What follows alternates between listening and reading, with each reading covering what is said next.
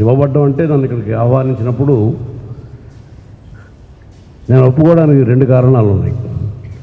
సాధారణంగా పాండిత్య ప్రకర్షలు, వాదోపవాదాలు, చర్చోపచర్చలు జరుగుతూ దేశాన్ని ఏదో చేసేయాలి, ప్రపంచాన్ని ఏదో కుదిపియాలి, ఆకాశాన్ని దింపియాలి, ఇలాంటి గంభీరమైన నిర్ణయాలు తీసుకునే సభలకి వాటికి నేను వెళ్ళను. నాకు నేల మీద ఉండడం అలవాటు, నేల మీద నలవటమే అలవాటు. సో అలాంటి చోట్ల నాకు ఎక్కడ దొరుకుతాయంటే పిల్లలతో దొరుకుతాయి. కనుక నేను ఒప్పుకున్న కారణం 1 విద్యార్థులు, యువత. 2వది యువత అంటే అర్థం ఒక వయస్సుకు సంబంధించినది కాదు. అంటే ఏ 15 ఏళ్ళకో 14 ఏళ్ళకో సడన్గా ఒక రోజున సోమవారం నాడు పొద్దున్న ఎవరో వచ్చి ఒక 23 ఏళ్ళు 24 ఏళ్ళు, సినిమాల్లో అయితే పెళ్ళవనంత వరకు వాడు హీరో, వాడికి పెళ్ళైన ఒక అన్నయ్య ఉన్నా వాడు 1 ఏడాది పెద్దవాడైనా వాడు మాత్రం క్యారెక్టర్ యాక్టర్, వాడు హీరో కాదు, వాడు యువత కాదు. అంటే యువత మాత్రమే హీరోలు, మిగిలిన వాళ్ళందరూ కూడా క్యారెక్టర్ యాక్టర్. అంటే ఏమిటంటే యువత క్యారెక్టర్లెస్ యాక్టర్ అన్నమాట. సో అలా ప్రవేశించినటువంటి యువత ఒకనొక లక్ష్మీవారం నాడు ఈ 24 గంటలకు మాయమైపోయే ఒక వయస్సుకి పరిమితమైనటువంటి వయోపరిమితిని యువత అని పిలవటం కరెక్ట్ కాదు. యువత అన్నది ఒక స్వభావం, ఒక ఆలోచన సంవిధానంలో కానీ, కార్యాచరణ సంవిధానంలో కానీ, లోకాన్ని చూసే సంవిధానంలో కానీ, దాని గురించి తమ అభిప్రాయాలు వెలార్చే సంవిధానంలో కానీ స్వేచ్ఛని కలిగి ఉండి ఏ రకమైన ముసుగులు, ఆత్మవంచనలు, పిరికితనాలు లేకుండా హాయిగా స్వేచ్ఛా విహంగాలుగా ఉండేటువంటి ఒకనొక మనస్థితి పేరు, వయస్థితి పేరు యువత. అది మిమ్మల్ని పొగుడుతున్నా కదా, మీ అందరికీ తెలుసు, మీరందరూ బాగా చదువుకోవడానికి వచ్చారు, చదువుకుంటున్నారు. మీకు ఫీజులే కట్టాలో మరోటో కట్టాలో ఇవన్నీ అమ్మ నాన్న చూసుకుంటారు అవతల. సో మీకు పెద్దగా ఏమీ మీ చదువులు తప్ప మిగిలిన బాధ్యతలు ఏం లేవు. ఇప్పుడు అర్జెంటుగా ఏమిటి చేసేయాలి, ఎవరిని ఉద్ధరించేయాలి అని చెప్పి మిమ్మల్ని ఎవరు ఏం అడగరు. కాబట్టి హాయిగా ఆడుకుంటారు, పాడుకుంటారు, ఫ్యాషన్లు ఫాలో అవుతారు, రకరకాలుగా చేస్తారు, కొకారి వేషాలు వేస్తారు, మంచివాళ్ళుగా ఉంటారు, రకరకాలుగా ఉంటారు. కానీ ఎక్కడ హిపోక్రసీ ఉండదు. సడన్గా రేపొద్దున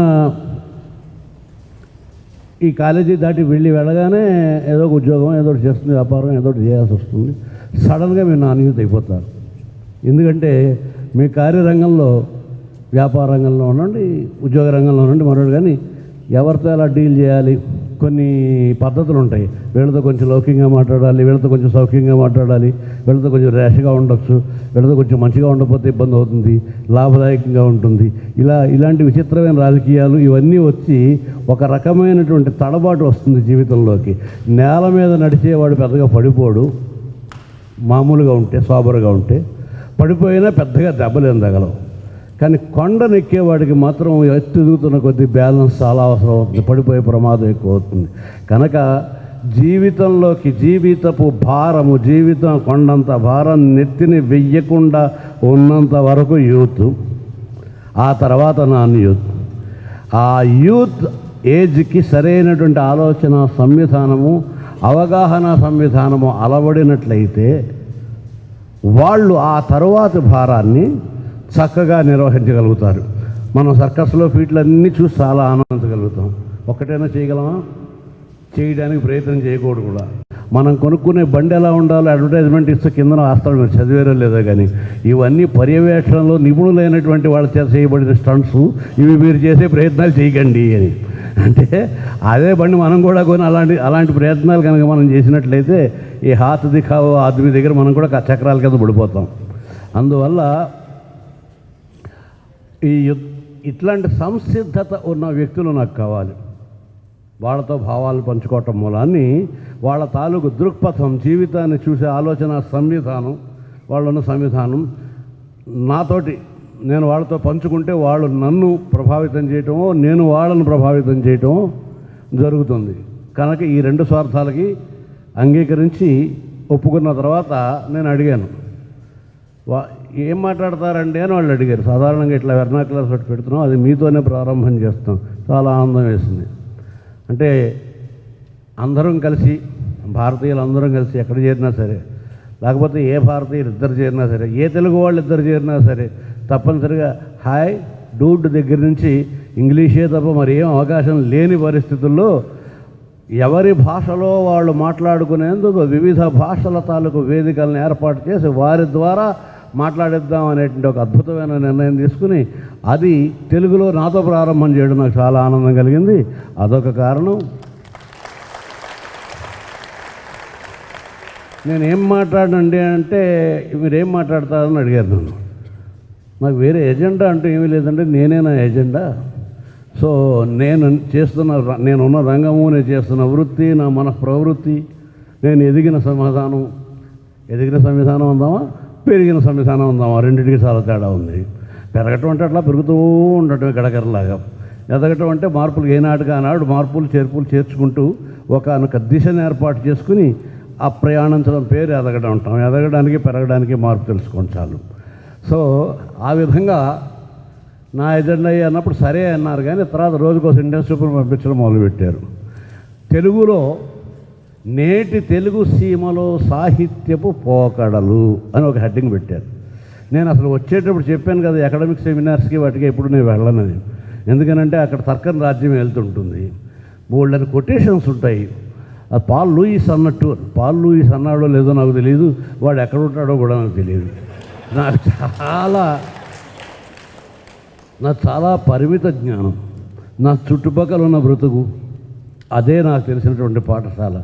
నేను చూస్తున్న మనుషులు, నేను ఇంటరాక్ట్ అవుతున్నటువంటి వ్యక్తులు, వీళ్ళే నా పుస్తకాలు. సూర్యోదయం నుంచి సూర్యాస్తమయం దాకా ఒకరోజు నాకు చూపించే ప్రతి ఒక్క క్షణము, ఒక్కొక్క అక్షరము, ప్రతి ఒక్క పూట నాకు ఒక పుట, ప్రతి ఒక్క రోజు నాకు ఒక గ్రంథం. ఆ విధంగా నేనేం పొందానో ఏం నేర్చుకున్నానో అవే చెప్పగలను. కానీ విచిత్రమైనటువంటి పేర్లతోటి వాళ్ళందరూ ఏం చెప్పారో ఏమి సాధించారో అది నాకు పెద్దగా అట్టే నచ్చదు. నాకు చదవడం ఇష్టమే కానీ బోర్డు చదువులు ఇష్టం లేదు. నేను బోర్డు చదువులు వేస్ట్ అని పాట రాశాను. ఇక్కడికి వచ్చినప్పుడు మీరు నన్ను స్వాగతించిన తీరు అదే చూస్తే మీలో సినిమాలు చూసేవాళ్ళు చాలామంది ఉండుంటారు, నా పాటలు విన్నవాళ్ళు కూడా చాలామంది ఉన్నారని నాకు తెలుసు. అందువల్ల చెప్తున్నాను, బోర్డు చదువులు వేస్తూ నీ బుర్రంతా భోంచేస్తూని. ఏ చదువు అయితే మన జీవితంలో ఒక అడుగు కూడా ముందుకు పడనివ్వదో ఆ చదువు వృధా అన్నది నా అభిప్రాయం. అంటే ఇక్కడ రామ్ పెంచేయటం, ROM రామ్ ఊరికి పెంచేయడం వల్ల నా కంప్యూటర్ మీద బరువు ఎక్కువైపోతుంది. అందువల్ల వీలైతే దాన్ని ఏ హార్డ్ డ్రైవ్లోనే తీసి పెన్ డ్రైవ్లోనే తీసి బయటపడేస్తుంటే మంచిది. సో అందువల్ల ఆ ఇచ్చినటువంటి హెడ్డింగ్కి సరిపోయేటటువంటి 3 వాక్యాలు చెప్తాను. నేటి తెలుగు సినిమాలలో సాహిత్యం పోకడ అన్నప్పుడు సాహిత్యం అనేది చాలా పెద్ద మాట, ఒక విరాట్ స్వరూపం. అందులో వచనం ఉంటుంది, నాటకం ఉంటుంది, వ్యాసం ఉంటుంది, రకరకాల రూపాలు ఉంటాయి. సినిమా అన్నది ఒక సాహితీ ప్రక్రియే. సాహిత్యంలో అన్నిటికంటే శ్రేష్టమైనటువంటి ప్రక్రియని నాటకం అంటారు. అంటే సాహిత్యంలో చాలా ఉంటాయి, కవితలు ఉంటాయి, గీతాలు ఉంటాయి, గల్పికలు ఉంటాయి, వ్యాసాలు ఉంటాయి, ఇంకా చాలా చాలా చాలా ఉంటాయి, నాటికలు ఉంటాయి. ఇవన్నీ ఒకప్పుడు ఇవన్నీ కలిసి ఒకే ఆకారంలో ఉండే ఒక విరాట్ రూపంలో ఉండేవి. దాన్ని మనం భారతంలోనూ భాగవతంలోనూ మనకి వచనం ఉండదా, ఒక అద్భుతమైన లయతో కూడిన వచనం ఉంటుంది. ఆ తర్వాత క్రమక్రమంగా ముక్కలుగా తగ్గొట్టి రకరకాల పేర్లు పెట్టారు. కవితలను మళ్ళీ ఖండించి ఖండకావ్యాలు అనగా ఖండించబడిన కావ్యాలు, ఖండికలు అనగా ముక్కలు, కవితల ముక్కలు. ఆ తర్వాత మళ్ళీ ఆ ముక్కల్లో మళ్ళీ మినీ కవితలు, చిన్న ముక్కలు, జేబులో పట్టే ముక్కలు, హైకూలు, కూకూలు, ఇలా రకరకాల పేర్లతోటి కవిత్వాలు ఇలా వచ్చిన వీటి సందర్భంలో వీటన్నిటిలోకి కూడా నాటకం అనే దాన్ని ఉత్తమోత్తమైనటువంటి సాహితీ ప్రక్రియ అని పెద్దలు చెప్పారు. నాటకాంతం హి సాహిత్యం, కావ్యేషు నాటకం రమ్యం. నాటకాంతం హి సాహిత్యం అంటే సాహిత్యం అనేది మొత్తం మానవ జీవితంలోని అభివృద్ధిని సూచించేది కళలు. అంటే కేవలము ప్రాకృతికమైనటువంటి అవసరాలు, ఆహార, నిద్ర, భయ, మైథునాదులు. ఆకలి, ఏదో తినాలి, సహజంగా నిద్ర వస్తుంది. తర్వాత బ్రతకడం కోసం ఒక రకమైనటువంటి ప్రాకృతికమైన పోరాటం ఉంటుంది, దాన్ని మనం భయం అంటాం. అంటే ఎందుకు చచ్చిపోతామని తెలుసు కానీ చచ్చేదాకా బతకాలి కాబట్టి అనుక్షణం చస్తామేమో అని భయంతో బతుకుతూ ఉంటాం. అది అంటే జీవుల సహజ లక్షణం. ఆహార, నిద్ర, భయ, మైథునాది ప్రత్యుత్పత్తి. ఇవి మొక్కలకైనా సహజమే, కుక్కలకైనా సహజమే, మనుషులకైనా సహజమే. ఇది కాకుండా మనిషి అనిపించుకునే లక్షణం ఒకటి మన దగ్గర ఉంది. ఆ లక్షణమే మిగిలినటువంటి ప్రాణికోటి నుంచి మనని వేరు చేసింది. ఏ పెద్ద మర్రి చెట్టు, మన ప్రాంగణం నిండా పెద్ద పెద్ద చెట్లు ఉన్నాయి చూడండి, పెద్ద పెద్ద చెట్లు ఉన్నాయి, ఓడలు వేసేసి లోతుకి వెళ్ళిపోయి. ఏ చెట్టుకైనా మనలాంటి ఒక విచిత్రమైన దాన్ని ఏమిటంటాం, ఒక చిన్న ప్లగిన్, ఒక వస్తువు లోపల పెట్టామనుకోండి, విచక్షణ లేదా ఆలోచన అన్నది అది తీవ్రంగా దుఃఖిస్తుంది. నా వేళ్ళకి నేనే బలి అయిపోయి మట్టిలో నా వేళ్ళను సంఖ్యలా పెట్టుకుని కొన్ని 100 ఏళ్ళుగా పడి ఉన్నాను, ఇంకా ఎన్నాళ్ళు పడి ఉండాలి ఇక్కడ, దీనివల్ల నేను ఏమిటి సాధిస్తున్నాను అని విచిత్రంగా విపరీతంగా దుఃఖిస్తుంది. అందువల్ల ఆ మొక్కకి లేకుండా చేశాడు దేవుడు అనేవాడు. మామూలుగా జంతువులు కూడా నేను ఎందుకు ఇలా ఉన్నాను, నేను కొన్ని క్రూర జంతువులు ఉంటాయి, మరికొన్ని క్రూర జంతువులు ఉంటాయి. అంటే తినడానికి జంతువు, అడవిలో 2 రకాల జంతువులు ఉంటాయి. పరిగెట్టి రక్షించబడితే కూర అవ్వకుండా బతుకుతావు, పరిగెత్తలేకపోతే క్రూర జంతువు. నువ్వు పరిగెత్తగలిగితే క్రూర జంతువు చచ్చిపోతుంది, నువ్వు పరిగెత్తలేకపోతే క్రూర జంతువు చచ్చిపోతుంది. సో ఇలా ఏది పరిపూర్ణంగా బతకదు. ఎందుకు పుడుతున్నాం, ఎందుకు పుడుతున్నాము, ఎందుకు చచ్చిపోతున్నాము. పుట్టడం నాకు తెలియదు, పుట్టడాన్ని నేను అనుభవించలేదు. అది బాగా గుర్తుపెట్టుకోండి. సాధారణంగా వీళ్ళు ఎవరైనా అబ్బాయి నువ్వు పుట్టేవా అంటే అదేం ప్రశ్న అండి, నేను పుట్టాను కదండి. నేను పుట్టావా, ఎక్కడ పుట్టావు, నువ్వు ఉన్నాను కదండి, పుట్టకపోతే ఎక్కడ ఉంటాను నేను అంటే, నువ్వు ఉన్నావు కాబట్టి ఉండడం అనేటువంటి దాంతో పరోక్ష జ్ఞానానికి వెళ్ళి పుట్టకపోతే ఎలా ఉంటాను అని నీకు చెప్తున్నావు తప్ప నువ్వు పుట్టడాన్ని నువ్వు అనుభవించలేదు. అలా ఎప్పుడు పుట్టే ఉంటాను ఉన్నాను, మా అమ్మని అడుగుతాను. ఫోన్ చేసి, అమ్మ నేను ఎప్పుడు పుట్టాను, ఏదో ఫలానా సప్తమి నాడు రా, మధ్యాహ్నం 1 గంట ఆ ప్రాంతంలో మిడసలగ్నంలో ఎప్పుడు పుట్టావు అంటే అప్పుడు పుట్టాను టండి టా. సో మనకి పుట్టిన విషయం మనకు తెలియదు, వెళ్ళే విషయం కూడా మనకి తెలియదు. ఎందుకంటే వాడు ఎవడో పోతుంటే మనకి కొన్నాళ్ళ పాటు మనం వందలో నడిచి వెళ్ళి ఓ రోజు నడవడం మనిషి అంతే. వాళ్ళలాగే మనం కూడా అవుతామేమో అని భయపడతాం తప్పిస్తే ఇప్పటి వరకు ఈ భూమండలం మీద ఎవడైనా చచ్చిపోయిన వాడు ఒకసారి లేచి 5 నిమిషాల కింద నేను చచ్చిపోయానండి, మళ్ళీ వెళ్ళొస్తానని చచ్చిపోయిన దాఖలాలు లేవు. అంటే ఈ జీవితంలో పుట్టుక ఒక తెలియనటువంటి బిందువు, చావు అనేది ఇంకొక తెలియనటువంటి బిందువు. ఈ 2 బిందువుల మధ్య కొంత ఎడమ ఉన్నది. ఆ ఎడమ పేరు జీవితం. అది ఎందుకు ఉన్నది అన్న ఆలోచన కలిగినటువంటి జీవి పేరే మానవుడు. వాడే ప్రశ్నిస్తాడు, నేను ఎక్కడి నుంచి వచ్చాను, ఈ తెలియకుండా వచ్చిన బిందువుకు ముందర నేను ఉన్నానా, ఎక్కడి నుంచైనా వచ్చానా, ఈ తెలియకుండా ఉన్నటువంటి నేను వెళ్ళిపోయే బిందువు తర్వాత ఎక్కడికైనా వెళతానా, వెళితే ఎక్కడికి వెళతాను, నాకు అసలు ప్రయాణం ఏమిటి, నాకు ఏం కావాలి అనేటువంటి ప్రశ్నలు అంతరంగాన్ని వేధిస్తూ నిరంతరం మనిషిని కదిపేస్తూ కుదిపేస్తూ ఉండేటువంటి లక్షణం కలిగిన వాడి పేరే మనిషి. ఆ మనిషి దగ్గర ఉన్న ఆ లక్షణం పేరు మనస్సు. ఈ మనస్సు ద్వారానే మనిషి నిరంతరం తన జీవితాన్ని నడిపిస్తూ ఉంటాడు. సో ఈ మానసికమైన ఎదుగుదలని సూచించేటువంటి వీడు అన్నం తినడమే కాదు, అదే ఒక సినిమాలో మీకు డైలాగ్ తెలియంది ఏం కాదు, ఎప్పుడూ తింటుంటే మనిషికి గొడ్డుకి తేడా ఏంటి ఉంటుంది, కుంతేనా కళాపోషణ ఉండాలని. అంటే తింతోంగోవడం కాకుండా ఇంకా కొన్ని పనులు చేస్తాము అనే భావం అందులోనే ఉంది, అది మనందరికీ తెలుసు. అవి ఏ పనులు చేస్తాము అనే విషయం మన తాలూకు ఎదుగుదలలో, వైయక్తికమైన ఎదుగుదలలో, సామాజికమైన ఎదుగుదలలో కనిపిస్తూ ఉంటుంది. అది కళల రూపంలో కనిపిస్తుంటుంది. అంటే ఎప్పుడో పక్షులు పాడినటువంటి కొన్ని కోకోలు వింటూ ఆ కోకోలను జాగ్రత్తగా మననం చేసుకుంటూ మనం అలాగే కోకోలు ఆడడానికి ప్రయత్నిస్తూ ఒక పాట పాడుతూ క్రమంగా సంగీతం అనే ఒక విద్యని, ఆ కనిపించిన వస్తువుల్ని తిరిగి మళ్ళీ వాటిని పునఃసృష్టించాలి అనే ఒక తాపత్రయంతో ఏదో బొగ్గుముక్కతోటో దేనితోటో గీస్తూ అలాగ చిత్రాలని, ఆ పరిగెడుతున్న నదులు, నదాలు, జింకలు వీటిని చూస్తూ మనం అలా అడుగులు వేసి కదిలితే ఆ కదలిక ఏదో బాగున్నట్టుగా ఉంది అని మనసుకి ఏదో తగిలిన రసస్పర్శ మూలాన్ని మనం కూడా అలా చలిస్తే బాగుండును అని చరణాలను అటు ఇటు కదుపుతూ నేర్చుకున్న నాట్యం.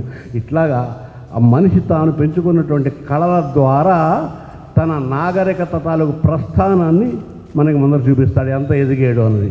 ఈ ప్రస్థానంలో అత్యంత ఉన్నతమైన ప్రస్థానం సాహిత్యం.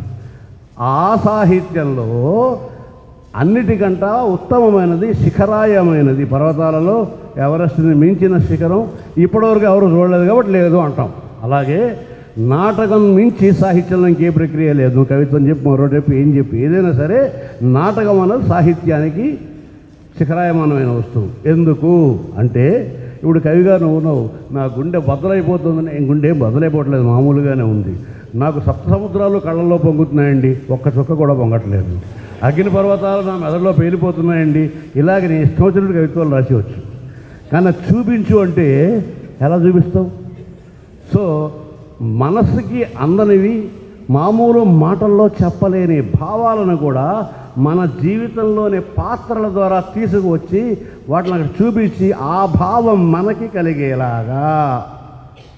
సీత భూమిలోకి వెళ్ళిపోతుంటే ఆ వెళ్ళిపోతున్న భూమిలోకి వెళ్ళిపోతున్న సీతను చూస్తే మన గుండెల్లో 1000 పర్వతాలు, అగ్ని పర్వతాలు పేలుతున్నట్టు, మన కళల్లో అశ్రు సముద్రాలు పొంగుతున్నట్టు అనిపింప చేసేలా రాయడం ఉన్నదే అది చాలా గొప్ప అద్భుతమైన విషయం. కాబట్టి రామాయణాన్ని మహాకావ్యం అన్నాం మనం. నాటకం రూపం అది. సో మహాకవులు అందరూ కూడా నాటకం రూపంలోనే రాశారు, షేక్స్పియర్ దగ్గర నుంచి కాళిదాసు వరకు. ఆ నాటకం తాలూకు యాంత్రిక స్వరూపమే సినిమా. అంటే ఒక నాటకాన్ని ఒకసారి ఒకచోటే చూస్తాం. అలా కాకుండా ఈ సాంకేతికత పెరగటం మూలాన్ని ఒక నాటకాన్ని చిత్రీకరించి దానికి బోల్డ్ అని కాపీలు తీసి ఒకేసారి 2000 చోట్ల బాహుబలిని చూపించేసేస్తే అది సినిమా అవుతుంది. అందువల్ల సాహిత్య రూపమైనటువంటి సినిమాలో అందులో అంతర్గతంగా ఉండేటువంటి కథ, నడిపించే మాటలు, ఆ సన్నివేశాలు, పాటలు కూడా ఇవన్నీ కలిపితే సాహిత్యం అంటాం. ఇప్పుడు నేను చేసే పని పాటలు రాయడం కాబట్టి ఇప్పటికే చాలా ఎక్కువ మాట్లాడాను. మిగిలిన వాటి అన్నిటికి వెళ్ళిపోకుండా ఇప్పుడు పాటల గురించి మాత్రమే మాట్లాడతాను. పోకడలు అనేవి ఎలా చూస్తున్నారో తెలుసు. ఆ పోకడలను కూడా తెలుగు సినిమా రంగానికే మనం పరిమితం చేసుకుంటే 1931లో విడుదలైనటువంటి భక్త ప్రహ్లాద దగ్గర నుంచి మొదలుపెట్టుకుని ఇప్పటిదాకా ఉన్న సినిమాలు ఎలా వచ్చినాయి, ఆ సినిమాల్లో పాటలు ఎలా వచ్చినాయి, ఇవి. ఇవాళ అందరూ సినిమాలకు వెళ్తున్నారు, కొందరు వెళ్ళడం మానేశారు. ఏమున్నాయో సినిమాలన్నీ పాడైపోతున్నాయండి, పాడు చేసేస్తున్నాయండి అని. వాళ్ళు సినిమాలు చూస్తున్నారు చాలా చక్కగా. మనమైతే టికెట్ కొనుక్కొని ఒక్క సినిమా చూస్తాం థియేటర్కి వెళ్ళి. వాళ్ళ ఇంట్లో కూర్చొని 400 సినిమాలు చూస్తారు టీవీలో. సినిమా చూడకుండా ఎవడో ఉండలేడు. సినిమా చూసి తీరాల్సిన అవసరం మనకుంది. ఎందుకనంటే సమాజపు నడత ఎలా ఉన్నాయి అని ప్రతిధ్వనించేటువంటి కళారూపాలు ఏవైతే ఉన్నాయో అవి అనేక వైవిధ్యాలతో ఉండేవి. ప్రస్తుతం మనం తెలుగుకి పరిమితం అవుదాం, తెలుగు సంస్కృతికి పరిమితం అవుదాం, తెలుగు సంఘానికే పరిమితం అయితే హరికథలు, బుర్రకథలు, ఇవి నాటకాలు, నాటికలు, తప్పిడగుళ్ళు, జాతరలు, సంబరాలు, ఇంకా ఒక రకంగా ఒక 60 రకాలు 70 రకాలు నిరంతరం మనకి ఈ కళారూపాలు ఉండేవి.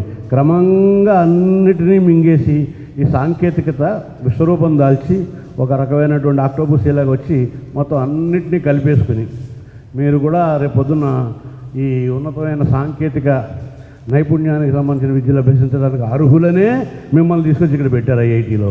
ఊరికే రోడ్డు మీద పోతున్న ప్రతి వాళ్ళని పిలవలేదు. మీరు ఇక్కడికి రావాలి అంటే ఐఐటీకి ముందు ఒక ఎంట్రన్స్ ప్రవేశ పరీక్ష ఒకటి ఉంటుంది.